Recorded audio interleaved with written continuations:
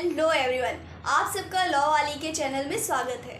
जैसे कि यहाँ पे हर तरीके की इंफॉर्मेशन दी जाती हैं, जैसे एलएलबी कैसे कर सकते हैं, क्लैट की प्रिपरेशन क्या है, कहाँ इंटर्नशिप कर सकते हैं, और ऐसे छोटे छोटे लॉज जो सब पर्सन जो आम आदमी हैं उन सबको जानना बहुत ज़रूरी है, वो सब भी हम लोग यहाँ डालते हैं, बनाते हैं। और लॉ स्टूडेंट्स के लिए लॉ के सब्जेक्ट्स भी पढ़ाए जा रहे हैं। तो आपको अगर किसी भी टाइप की क्वेरी हो आप कमेंट कर सकते हैं।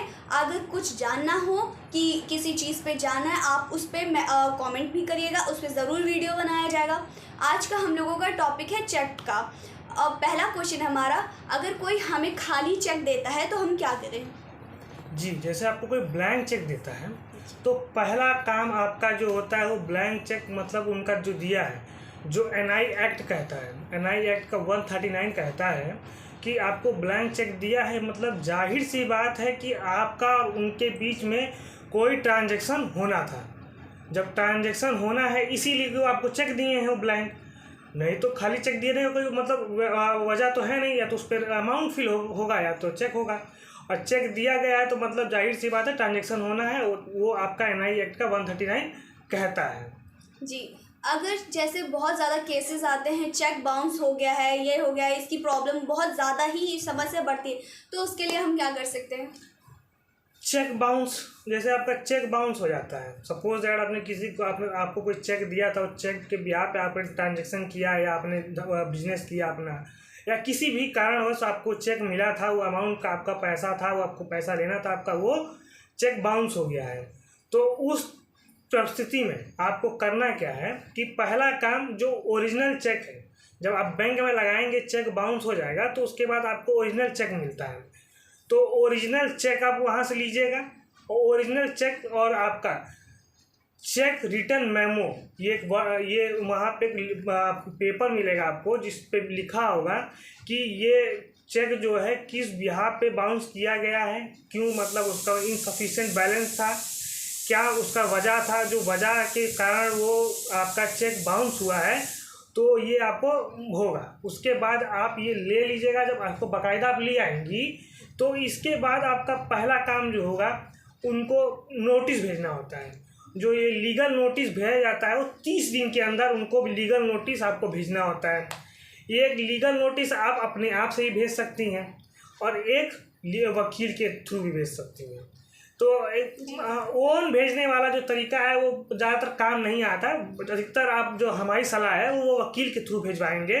तो उसमें क्या होता है, बहुत सारे केस जो होते हैं वो 30 दिन में ही सुलझ जाते हैं, मतलब वो लोग एक दूसरे में समझौता कर लेते हैं कि भैया ठीक है, हम ये पैसा इस डेट में ट्रांजेक्शन कर लेंगे, और करके इसको हम यहाँ पे ख़त्म कर दिया जाता है। और इसका क्या प्रोसेस है, मतलब हाँ, और एलिबरेट करते हैं। तो जैसे आप 30 दिन का जब आपको समय मिलेगा उसमें आप ये करेंगी, तो करने के बाद अब आगे का जो सिलसिला है वो अगर ये नहीं आपका कुछ सुनता है जी, तो आप ये 15 दिन बाद ये आप एनआई एक्ट का 138 जो सेक्शन है उसके थ्रू आप जाके उसके ऊपर केस करिएगा एनआई कोर्ट में।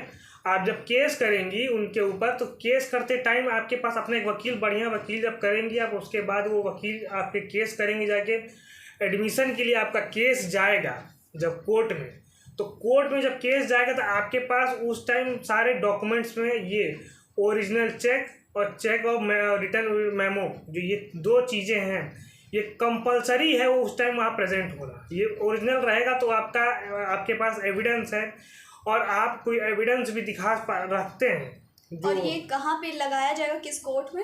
मतलब ये एनआई कोर्ट के थ्रू जाता है, आप सिविल कोर्ट पे भी ले जाके कर सकती हैं, आपके पास ये वो आप जैसे मतलब आपका सहूलियत आपके वकील आपको कराएंगे वहाँ पे। पर एनआई कोर्ट में जाएंगे तो फास्ट ट्रायल होता है और ये ट्रायल जल्दी हो जाएगा, उसके थ्रू आपका केस बहुत जल्दी हो जाता है, सुलझने मतलब मामला का जल्दी निष्करण आ जाता है। आप इसमें जब एडमिशन हो जाएगा आपका, मतलब ये आपको यही चीज़ आप पूछ रही हैं कैसे क्या होगा, जब ये केस का एडमिशन हो जाता है तो एडमिशन हो जाने के बाद उनको पहले नोटिस जाएगा, वो कोर्ट की तरफ से नोटिस जाएगा कि साहब आप आइए, आपने चेक दिया था, आपका चेक जो बाउंस हुआ है, आइए कोर्ट में आके इसका अपना पक्ष रखिए। तो जब ये साहब आप नहीं आएंगे तो उनके ऊपर सम्मन होगा, जब सम्मन भी इशू होगा, सम्मन में भी नहीं आएंगे तो उनके ऊपर बेलेबल वारंट इशू होगा। जी, बेलेबल वारंट जैसे? हाँ, उस पर आपको मतलब जो वारंट इशू होगा उस पर वो बेल ले सकते हैं।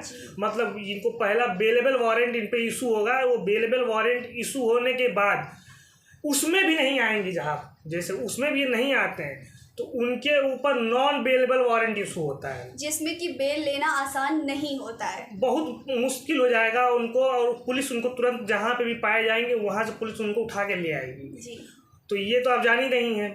तो यही जो केस है, और ये केस में फिर इनको वहाँ पे उठाया जाएगा और इनसे पूछा जाएगा, फिर ये अगर यहाँ कुछ कहते हैं तो ठीक, नहीं तो ये प्रोक्लेमेशन के लिए भेज दिया जाएगा, भैया हाँ इनका हिसाब क्लियर किया जाए, और इन पे जो फाइन है, दंड है, वो अधिकतर मामले में दंड डबल हो जाता है, कोर्ट फीस मिल जाती है, मतलब सारी चीज़ें हो जाती हैं।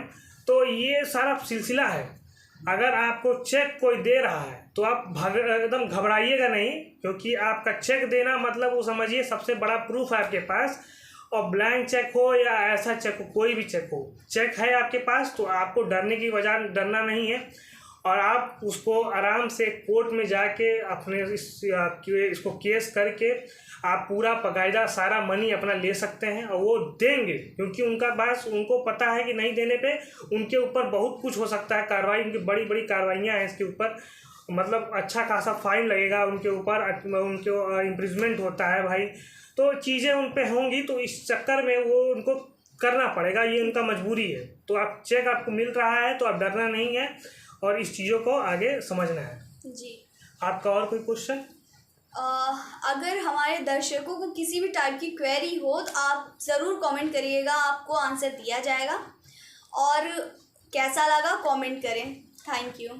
और ये जो चैनल है लॉ वाली, इसको ज़रूर सब्सक्राइब करें, जो नीचे में बेल आइकन भी दे रहा होगा, बेल आइकन को भी प्रेस करके रखिए, क्योंकि ऐसी जानकारी आपको कहीं किसी प्लेटफॉर्म पे नहीं मिलेगा जो जानकारी इस प्लेटफॉर्म पे प्राप्त होगी आपको।